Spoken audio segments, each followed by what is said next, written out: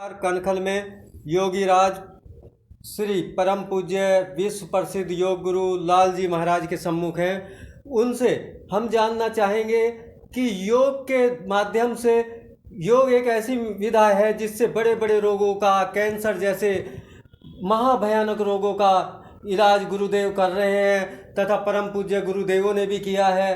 तथा योग की ऐसी विधा है जो आज संपूर्ण विश्व में आम जनमानस में जो तरह तरह की विकृतियां, बीमारियां आ रही हैं उन्हें दूर कर रहा है। गुरुजी के श्रीमुख से हम जानना चाहेंगे, योग पे प्रकाश डालें। ये बड़ा प्रसन्नता का विषय है जी कि आप हमारे आश्रम में पधारे, संन्यास रोड कनखल में।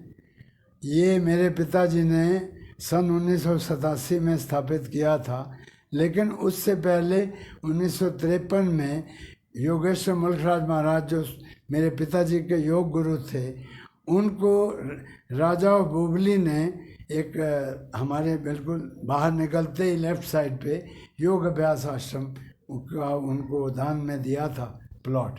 तो जब भक्तों की संख्या ज़्यादा बढ़ने लगी तो मेरे पिता गुरुदेव स्वामी देवीदयाल जी महाराज जी ने 1987 में इस आश्रम की स्थापना की थी। और वैसे मैं बताना चाहूँगा, आज जो विश्व भर में योग इतना लोकप्रिय है, सारे वर्ल्ड में कम से कम भी 300 कंट्रीज़ में करोड़ों लोग योग कर रहे हैं। वो अचानक नहीं आया। यकीन करो, मैं अब 80 साल का हो गया और मेरी धर्मपत्नी और मैं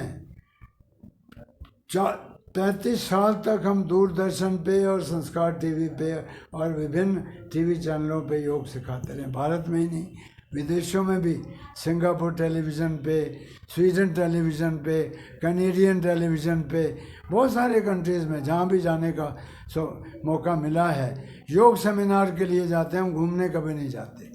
मतलब लगभग 22 कंट्रीज़ में जा चुका हूँ मैं। पिताजी की साथ ही पिताजी ने मुझे दीक्षित किया था योग में 8 वर्ष की आयु में। आप अंदाज़ा लगा लीजिए, 72 साल हो गए हैं। और उनके साथ उनके चरणों में सीखा भी और आगे सिखाया भी।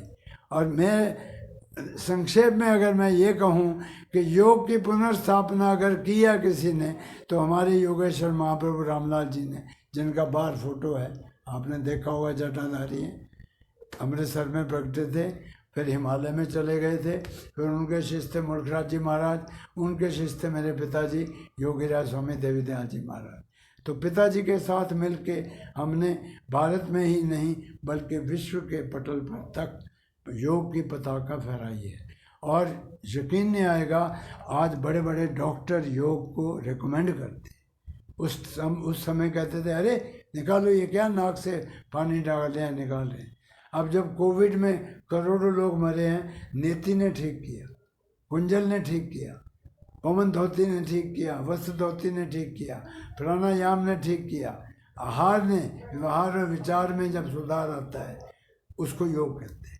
योग केवल शरीर को मोड़ना तोड़ना नहीं है, इसमें आसन भी हैं, प्राणायाम भी हैं और बंद हैं, मुद्राएं हैं। फिर उससे पहले यम और नियम है, जिसमें क्या है, अहिंसा, सत्यम, अस्तेय, ब्रह्मचर्य, परिग्रह, कि मन वचन कर्म से किसी को दुख नहीं देना। सत्यम, सच बोलो, कुछ भी हो जाए, मौत भी आ जाए, सच बोलो जो सत्य है।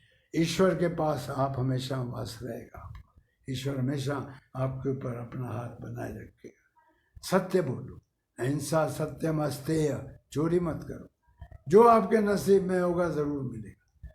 ब्रह्मचर्य, किसी औरत को घर निगाह से मत देखना। शादी करनी है करो, सृष्टि का नियम है, लेकिन गंदी निगाह से किसी औरत को मत देखो। ये बहुत बड़ी बात है, ब्रह्मचर्य में बड़ी ताकत थी। महर्षि दयानंद जी बड़े बड़े राज उसमें दरबार में जाके राजाओं को ललकारते थे ब्रह्मचर्य के तप पर। इतना मतलब अकेला आदमी हैं, डरते थे बड़े बड़े राजा लोग।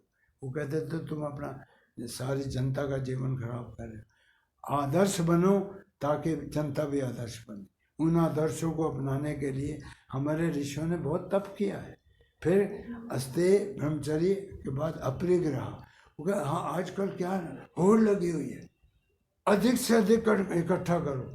आप यकीन करो, अपने घर में ही देख लो, कितने कम आपके कमीज़ हैं, कितनी पैंटें हैं, कितनी रज़ाइयाँ हैं, कितनी चादरें हैं, कितने बर्तन हैं, कितनी गाड़ियाँ हैं, कितनी कोठियाँ हैं, क्या संतोष मिला? वो कहते हैं योगी, जब आप अपनी मिनिमाइज करो अपनी इच्छाओं को तो आप सुखी रहो। ये कितने मूल सिद्धांत हैं, इसको कोई नहीं अपना रहा, सिर्फ उसमें वो जा रहे हैं, आधे कपड़े नंगे, आधे वो लड़कियां दिखा रही हैं। ये योग नहीं है। योग जो आप देख रहे हो ये योग नहीं है। योग ये सब बताता है जो मैंने अभी बताया। यम में 5 उपंग है, फिर नियम है, शौच, संतोष, तपा, स्वाध्याय, प्रणिधान। शौच माने शुद्धि, अरे अंदर के शरीर की भी, बाहर की और मन की भी, तब जाके शौच होता है। हम कहते हैं लैट्रिन जाने को शौच है, वो नहीं है। योगी कहता है मन भी साफ हो, अंदर से भी, बाहर से शरीर भी साफ हो, और आपका जो लेन देन है वो भी साफ हो। बेईमानी का पैसा कभी नहीं फलेगा। आज नहीं तो कल आपके जितनी भी वंश बेल है खत्म हो जाएगी, तड़पेगी। तो फिर क्या है? संतोष। जब तक संतोष नहीं आता आदमी सुखी नहीं रह सकता। मैंने देखा जी कितने घर बन गए, कितने कोठियाँ ले ली, स्कूटर में थे, साइकिल भी नहीं था, अब कार में घूमते हैं, बड़ी कार में, हवाई जहाज में। संतोष नहीं है तो आप सुखी नहीं है। ये योग बताता है, इसके बारे में कोई चर्चा नहीं है। आप देख लो, सिर्फ आसनों पे जोर लगा रखा है, या थोड़ा बहुत प्राणायाम की बात कर लेते हैं। फिर क्या है? अपरिग्रह के बाद शौच, संतोष, तपा, स्वाध्याय। स्वाध्याय का मतलब पता है क्या? तप है। और स्वाध्याय तप होता है कि आपके पास है त्याग। अगर आप त्याग